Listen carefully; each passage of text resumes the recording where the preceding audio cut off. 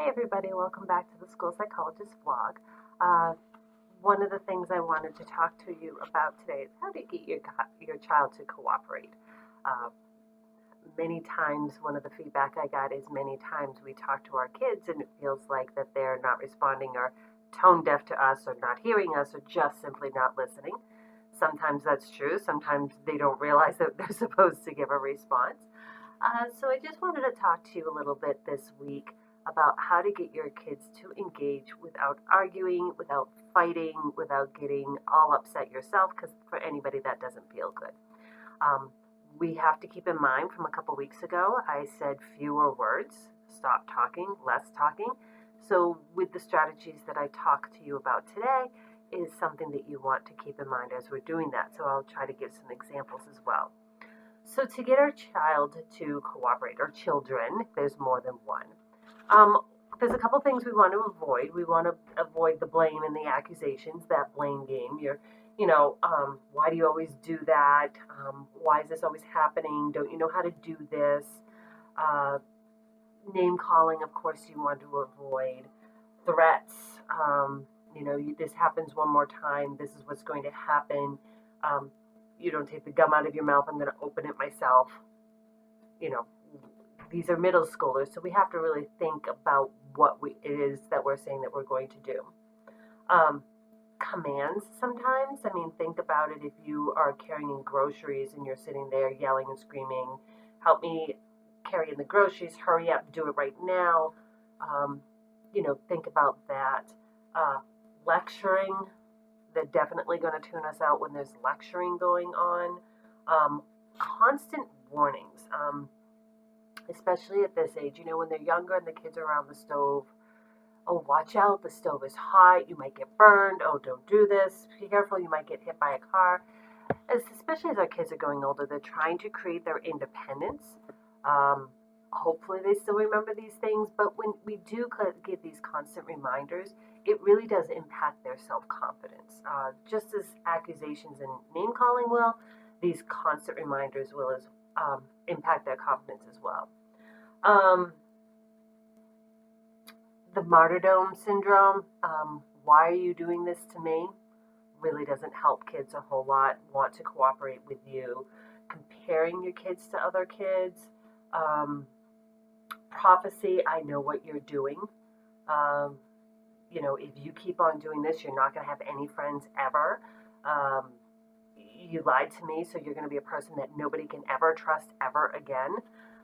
You definitely want to be honest with the kid, but you also want to be realistic. I mean, I'm sure for all of our kids, even my own included, uh, they mess up once in a while and they break our trust. But it's important to let them know that they can earn that trust back from us um, because they can.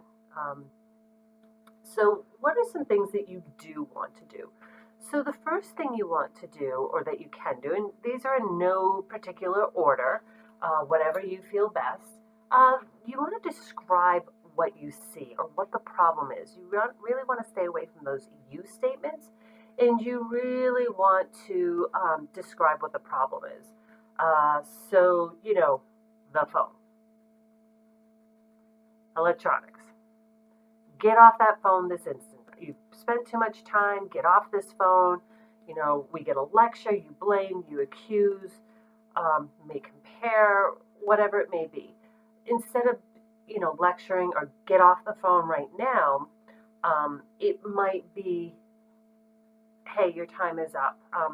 You know, um, it might be something like, um, the phone needs to be put away now. You have spent so much time on the phone, it needs to be put away now. And they may respond back, hey, can I just finish this game or one more minute? Okay, we're going to time it for one more minute. I'll be off in a minute.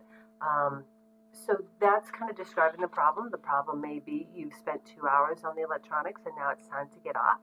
The problem may be electronics need to be turned off because you have to do your homework now. Electronics need to be turned off because it's time for bed. So those are all things that you can definitely do because you're describing the problem and what's going to happen next. You can give information. So that is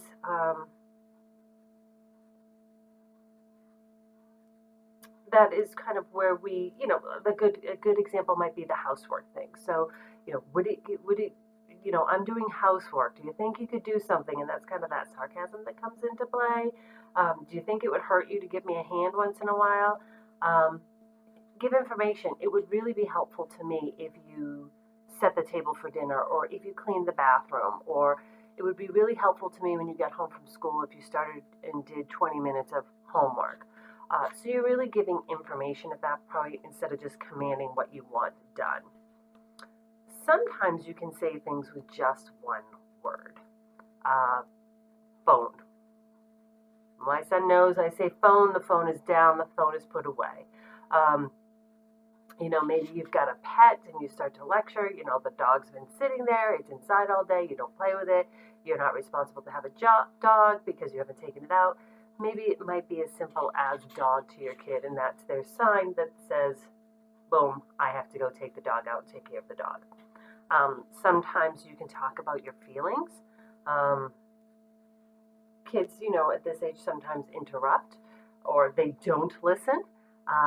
Instead of saying you're so rude, you don't listen, you don't respond, you're so rude when you interrupt, it's so, whatever it is that you say to your child, you can turn it around to say, I feel really frustrated when I say something to you and I don't even get a head nod. Or I feel frustrated when you use that tone with me. So definitely you can do that as well. Another thing that's really, really effective is note writing. It takes a lot of that confrontation away for some kids. Um, it could be as simple as sometimes trying to teach little kids boundaries. Sometimes I've seen parents put a note on the door that says, hi, come on in, and then the other side says, mommy and daddy are sleeping. It might be that you write a list to your kids. I've seen people who, as I talked about the dog example, the dog actually wrote the letter that said, I've been outside all day. When you get home, I really have to go outside. And kids can write letters back too. So sometimes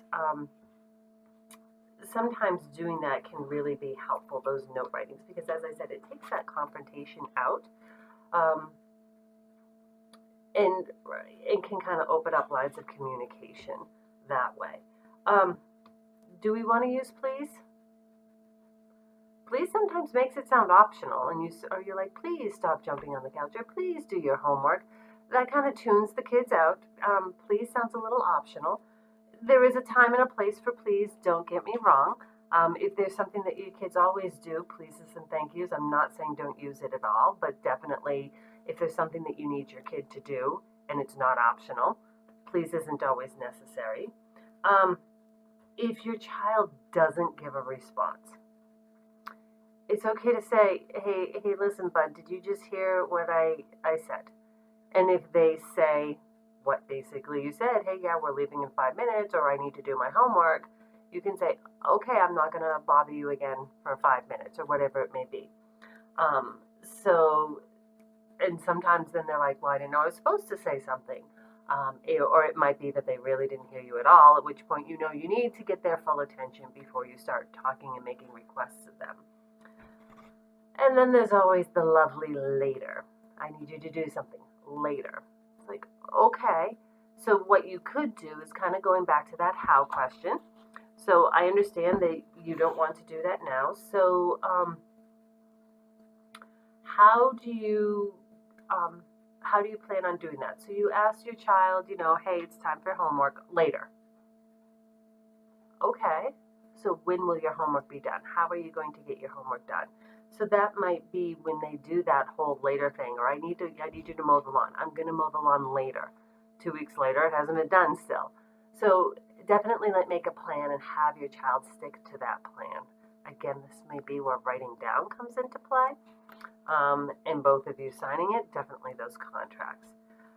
So for this week, I want you to think of I want you to do some self-analysis as a parent, and these are new skills for you. They're going to take time. Your kids are going to be thinking mom or dad or whoever who's watching this who's trying these new skills are off their rocker. What is going on? So it may be a little rocky at start, but the more you use these skills, the more engagement you'll have with your child. So as you think about this, and there's a lot of information I just gave, so think about um, what you maybe said that wasn't helpful. Really try to analyze, okay, I didn't handle that situation very well.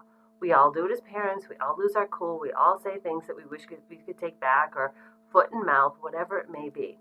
So really think about, what did I say that wasn't helpful? A second thing I want you to try is just two new skills. So whether you describe, give information, say it with a word, talk about your own feelings, use notes, try two new skills over the next week or so and see how those go.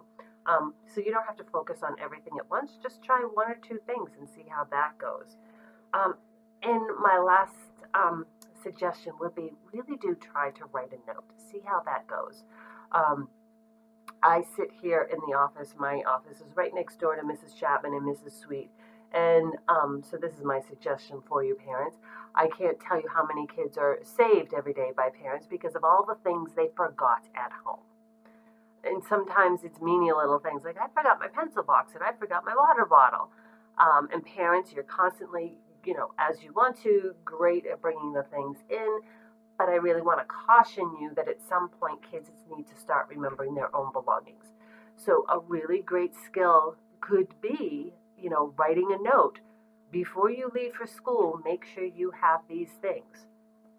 Your Chromebook, your backpack, your lunch, your snack, or whatever it is that your kid needs.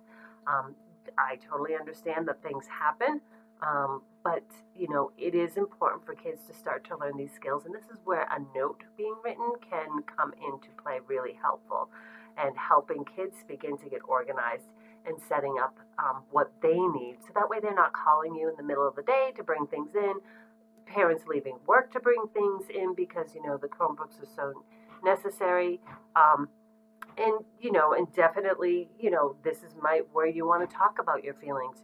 I really get frustrated and upset when I have to bring your things in that you forgot, or I am getting in trouble at work because I have to leave to bring in things for you. So that is a good one. The whole forgetting things at school and expecting mom and dad to bring them in. It is okay to say no if the kids don't have their Chromebooks. We do have backup plans here, and it might be on paper, but that is okay. I'm sure, allowing your kids to fail, but supporting them once in a while, and I'm not talking about failing classes, but making a decision and having to follow through with it is important, and we can support them with that. So definitely try an activity or two this week. Definitely try some note writing. And if you guys have any questions, you can reach out to me. Happy Hanukkah to all the Jewish families out there, and I will see you next week. Thank you.